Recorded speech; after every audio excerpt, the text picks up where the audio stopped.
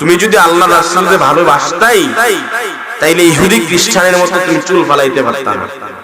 তুমি যদি আল্লাহ রাসূলকে সত্যি ভালোবাসতা তাহলে হাঁটুর উপর কাপড় পরে তুমি বেলাজ্জার মতো হাঁটতে পারতে।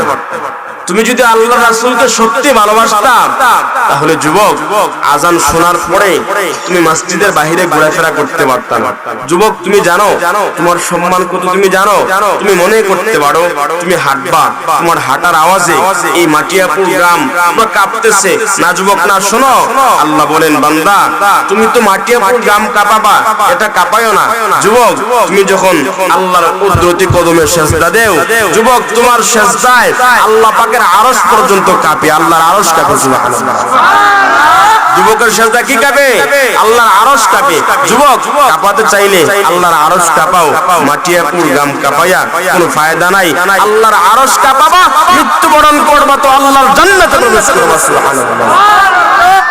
আমার প্রিয় মুসলমান বন্ধুগণ শুনেন, রাসূল করিম সাল্লাল্লাহু আলাইহি ওয়াসাল্লাম যদি ভালোবাসেন, আল্লাহর রাসূলের যদি ইত্তেবা করেন, আল্লাহ পাক আপনাকে আমারে ভালোবাসবেন। ওয়াদাটা জুড়ে বলেন কার? আরো আওয়াজ করে জুড়ে বলেন ওয়াদাটা কার? রাসূল করিম সাল্লাল্লাহু আলাইহি ওয়াসাল্লাম রে ভালোবাসছিল রাসূল করিম সাল্লাল্লাহু আলাইহি ওয়াসাল্লামের সাহাবায়ে কেরামরা। আপনাদের কাছে যদি আমি কয়েকটা মিসাল দেই আপনারা সুন্দর করে বুঝতে পারবেন। নবীর একজন সাহাবী, যে সাহাবীর ঘটনা আপনারা অনেকে শুনছেন, নাম ছিল হযরত তালহা রাদিয়াল্লাহু তাআলা আনহু।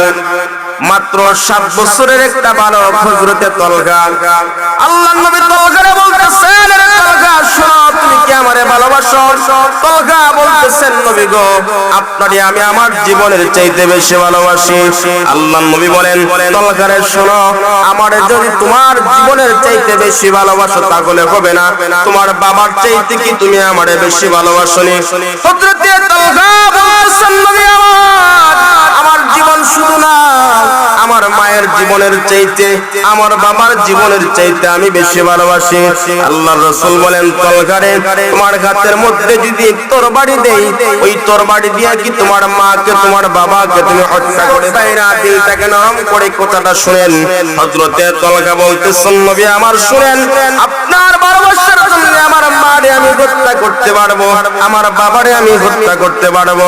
হযরত তালহাকে আল্লাহর নবী বলেন, এ তালহা ওই তরবারিটা হাতের মধ্যে নাও, তোমার মারে আর তোমার বাবারে তুমি হত্যা করতে যাও। আমার প্রিয় মুসলমান বন্ধুগণ, নবী করিম সাল্লাল্লাহু আলাইহি ওয়াসাল্লামের 7 বছরের সাহাবী হযরত তালহা তরবারিটা হাতের মধ্যে নিয়ে দৌড়ে চলে গেলেন মারে হত্যা করার জন্য, বাবারে হত্যা করার জন্য। আল্লাহ রাসূল পিছন দিক দিয়ে বলেন, আরে তালহা দাঁড়াও, তোমার মা তোমার বাবারে আমি সত্যি সত্যি হত্যা করার জন্য বলি নাই, একটু দাঁড়াও। হযরত তালহা দাঁড়ালেন। আল্লাহর নবী বলেন, আরে তালহা তুমি আমারে কতটুকু ভালোবাসো আমার জানা হয়ে গেছে।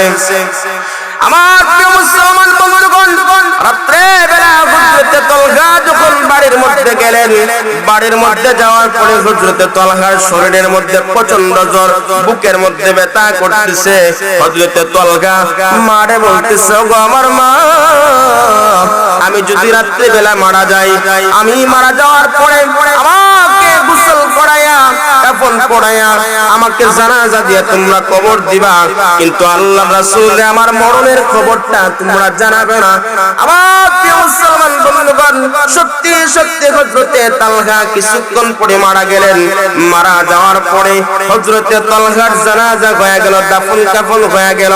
ফজরের আযান যখন মসজিদের মধ্যে হলো, ফজরের আযান পড়ার পরে হযরত তালহার বাবা হযরত বারা নামাজ পড়ার জন্য মসজিদে গেলেন। মসজিদে যাওয়ার পরে হযরত বারা আল্লাহর রাসূলের পিছে নামাজ আদায় করলেন। নামাজ আদায় করার পরে হযরত বারাকে আল্লাহর নবী বলেন, রে বারা, প্রতিদিন তুমি আমার তালহারে নিয়ে নামাজের মধ্যে আসো, আজকে তুমি একা কেন নামাজের মধ্যে আসলা? হযরত তালহা কোনো কথা বলে না। আল্লাহর নবী বলেন, বারা তুমি কেন কথা বলো না? আমার তালহা কোথায়?